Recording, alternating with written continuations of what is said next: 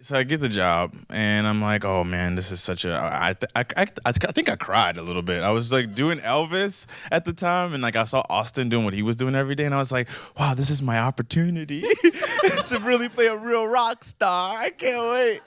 And then obviously Joseph is just such a flavorful character. I never had the opportunity to do something like that, so I was excited.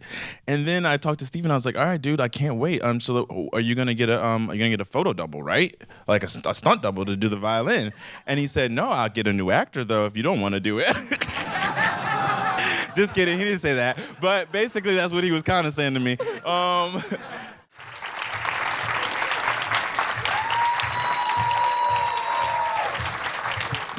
My first question, this is a story that people don't really know for many reasons. What did you know about Joseph before you read it? And then what happened when you read the script and you're like, wow, I cannot believe this is one person who did all of this? I knew absolutely nothing. And I felt really embarrassed about it. I keep telling everyone my dad's a classical music teacher, and he's also a black man. I don't know if you noticed, but and he did not know anything about him either. So I really blame him, and I think we should confiscate that degree. But other than that, I got the script from Stephanie Robinson in my email, and I read it, and I really thought it was a fictional story about a guy. And then I started to do a deep dive, and actually it's at the end of the script when it was like it was like a true story. And then I was like, oh wow! So that's when I did my Google search, and all I got was a picture of him in a George Washington wig. But that was the beginning of my journey. Lucy, how about you? Yeah, I thought that I didn't know anything about him. I definitely hadn't heard his name before because I realized I had read about him referred to as Black Mozart, which was a catalyst for a really interesting conversation then with our director, Stephen Williams, talking about the kind of strategic erasure of people when their success is attributed to their male or white counterparts.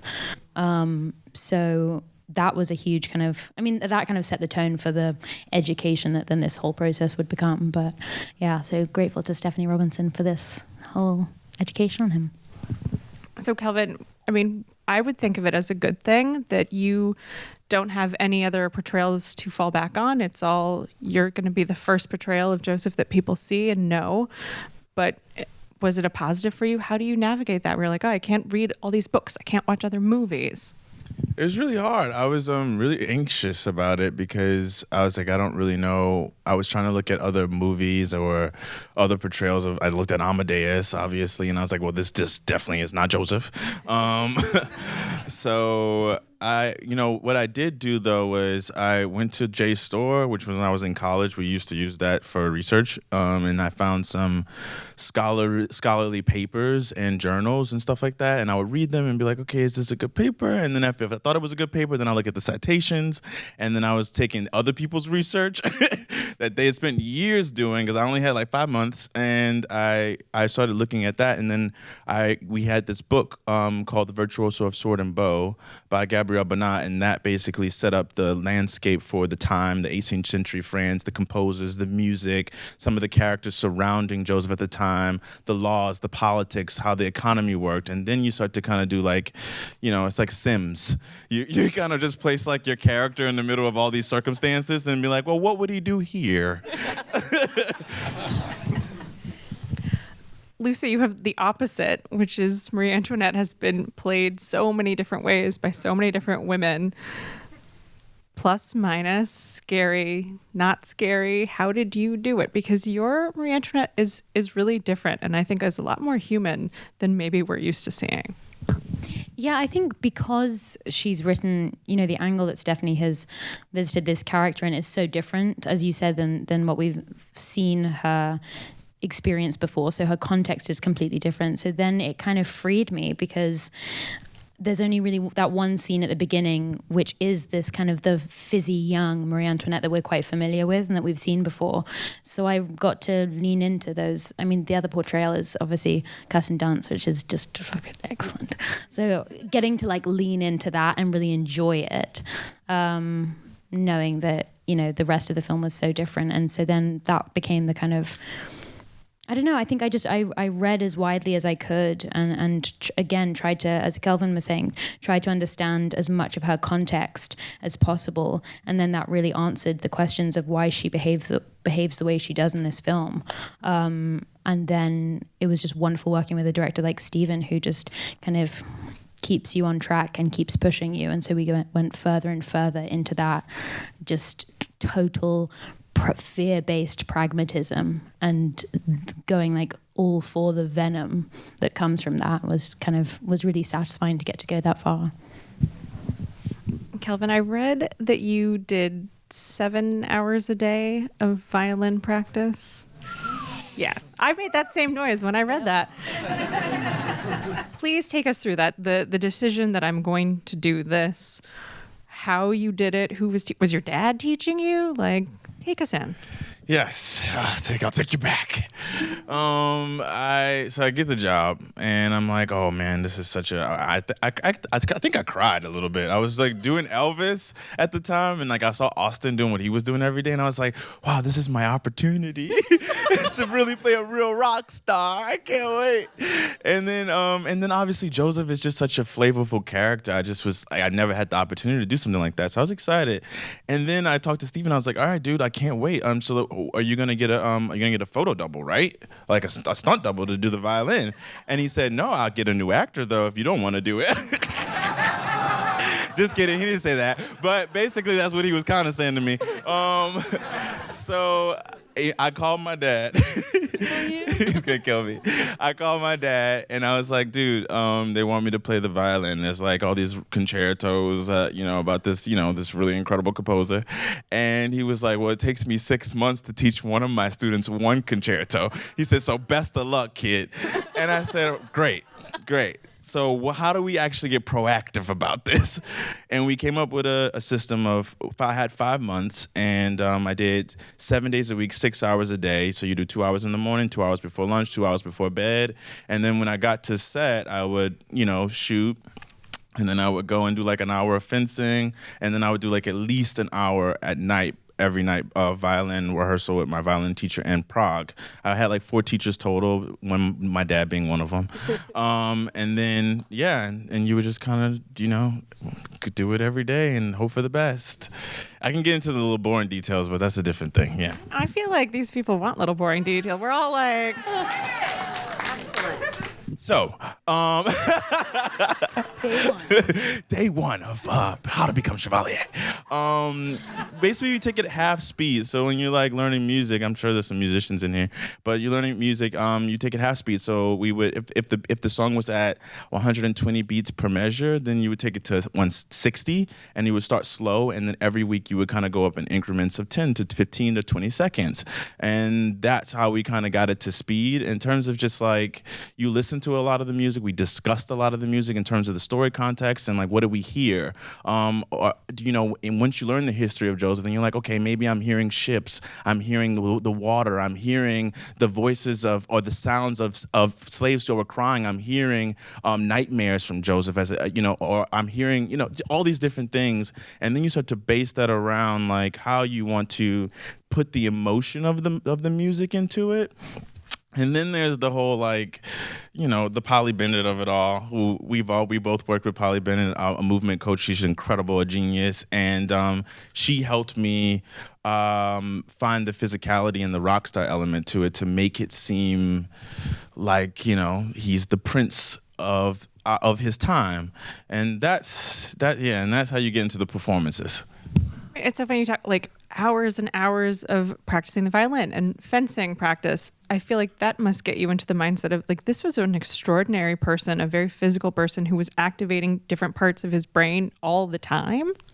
Yeah, he's very smart. And I was really intimidated by that too, because I was sitting there every day and I was like, how did he do this? Like, I just couldn't believe it. But I think it comes back to the joy it brought him, and that's what I had to focus on, was just like how much joy it brought him to be able to not only entertain people but find a way. I look at the compositions like a diary entry, and it's like some people write. Joseph used to write, but it was sonic, and it was like Dear Diary. Today, da, da, da, da, da, da, da, da, da, da, da. You know what I mean? That sort of thing. And I think if I focused on this is me sharing something personal about something that I get to have to stifle every day that no one usually wants to listen to unless it's through entertainment, then that brings me peace. That brings me joy. That gives me a bit of freedom that I don't normally get to have.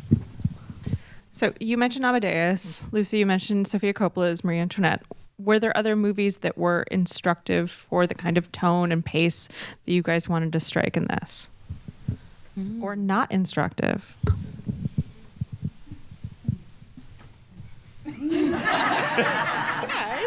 I don't know. I don't think I referenced other films. There was just, I think it's one of those rare experiences where you can just, it's so vivid in the screenwriting. It's so vivid in the way that it's, the pace is really indicated in the script. And, like even as soon as that kind of sinks in and you click into Stephanie's style of writing and then talk to Stephen about like his aspirations for the very idiosyncratic style of it, I think then it became kind of self-evident, and then on the day you're just kind of in the throes of it. And especially in a period piece like this, when with the hair and makeup and the costume and the environments, I mean, those sets designed by Karen Murphy were so transportive and immersive. So then I think that really does just kind of set the tone. That wasn't your question, but that's what I'm now saying. I like your answer, Lucy. Thank you. I was going to ask about the hair and the makeup and the sets, and you get all that stuff on and you get into that world. You can't help but feel like you are your character. You're someone different. Can you talk a little bit more about those experiences? Because it looks incredible and you guys look amazing. Yeah, Oliver Garcia, our costume designer, was just such a true artist. Those kind of period pieces, those costumes are so helpful in getting into character, and really it's such a like tangible experience of exiting yourself and the feeling of you sitting in your skin, because the structure of them, the scale of them is so different, and it forces you to kind of hold yourself differently. It really restricts, for women, the corsetry you have to wear really restricts the way that you can breathe, project your voice, move. And so immediately you have this new gait, these new affectations. So it's really satisfying, I think, as an actor to get that very, really like tangible entrance into a different identity. And then you can kind of jump off from there and really lean into that and enhance it. Kelvin, what about for you? Yeah, I think it was like I'm wearing like those frilly shirts, and like the first thing I actually really wanted that I didn't have to do were the heels. I had like a little 2-inch heel going on, and I was like, it gives them a little sexy walk, and and the click clack down the hall. Click clack, and I love to make it. I remember like everybody would be like, you definitely don't know how to walk in heels because you're so loud, and I was like, I really want you to hear me when I enter a room, because I feel like Joseph is like, here's an entrance, you know what I mean? But the wig definitely changed everything. I think there's something interesting about putting on the costume, especially for Joseph, and it's kind of a mask for his identity. It's also a kind of a superhero costume. When he puts it on, he becomes the Chevalier. When he takes it off, he's just Joseph Bologna, the son of a slave, not a biracial son of a slave owner who was the father of a mega rum plantation, who was very successful and can give him this beautiful apartment, but he's the son of a slave. And when he puts on the wig, there's something about there's assimilation involved in that, there's acceptance, and there's an ability to make him feel safer. As if it's like when people say, you're so well-spoken, you're non-threatening. He's non-threatening when he puts on this costume. And so there's something, you feel a little bit like you're diminishing a bit of who you are in it, while also still feeling like you're very empowered. And so there's a strange identity crisis happening for me personally every time I put it on, and a peace when I finally get to take it off. Well, it's a mask, and so you can be, it's the same thing. You can be more free because it's not you, but you're less yourself. 100%, yeah.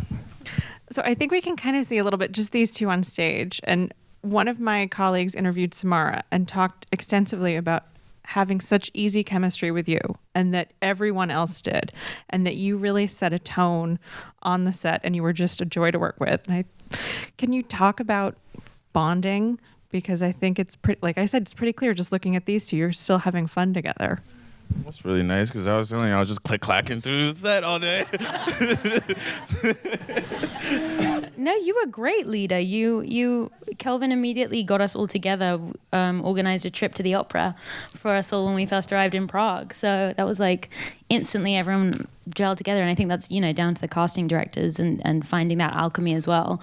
But yeah, we got really lucky. And when someone sets the tone like that, and I do think the person who's, number one on the call sheet does set the tone and what kind of environment it's going to be on set. And so when you have someone who's conscientious about it being a really kind of collective experience, and you give the impression of being really at ease, and like you make it look really easy. So that immediately kind of creates that environment of like you're safe, and then you can just kind of like enjoy it, but then focus on the work. So it was, a great work environment. Thanks, pal. That's really sweet. Thanks. Yeah, I mean, these guys are great. They're just like fun. You know what I mean? Because I was like, at the end of the day, I was like, the story is so heavy in some ways. It's a very entertaining film, but the content is very, very scary. And you want to be able to laugh. You want to make she's a comedian. Samara's a comedian. Alex Fitzallen is a lot of things. Definitely very funny though. And it's just like Sean Clifford is hilarious. Like, oh my God. All we did was just like have a good time, because otherwise we're gonna be like not okay. Yeah. Did you guys have a favorite day on set? Was there a particular day that when I asked the question, what was your favorite day? It's the one that just pops right into your head. The night shoots where you start to get kind of hysterical, the later it gets. And there was a scene when we were in the carriage, and it's like those 2 seconds of walking up the stairs. Fun, yeah. Yeah, that's just like when not they funny for you. Arrive when they go in the beginning when he just got named the Chevalier, and then they get out of the carriage and they arrive to the party for him. But we were the whole time in the carriage, we were just kind of like making. Well, Stephen, you're supposed to look like you're having fun, and so then you get to just lean into it and those are the beautiful moments where you get to, when our, characters are friends, and you get to then just lean into what's real and what's there, and kind of enjoy it, where those heavier scenes, it becomes much harder to do so. But yeah, those moments where you just get to really like live in that environment and on that set and with each other, it's just great. Just make sure you hit your marks while you're having fun. Yeah. Because we definitely stopped hitting our marks at points. And they were like, all right, you two, not too much fun. He enjoyed us less. So I think everyone who's now just seen this, it ends on such an interesting note. It's one of the few historical films I've seen. I was like, there needs to be a sequel. He has lives on top of other lives. Is this something you talked about on set, the other things that happen in Joseph's, obviously the stuff that happens in Marie Antoinette's life? There's still so much more there, and keeping contained and set on what we're seeing. It's sort of an awkward question, but I wanted more, but I loved what I did see.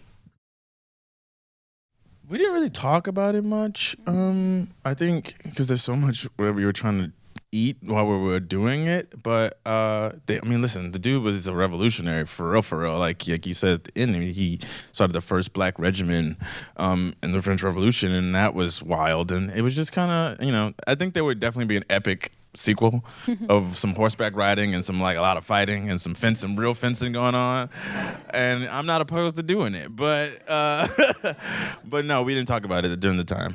No, I think everything, the more and more you learn about him, the more of a travesty it is. You realize that the education about him has been so neglected, and then it starts you thinking of how many other people have we missed like this, by the very specific authors of these history books telling us who the greats were and leaving everyone else out.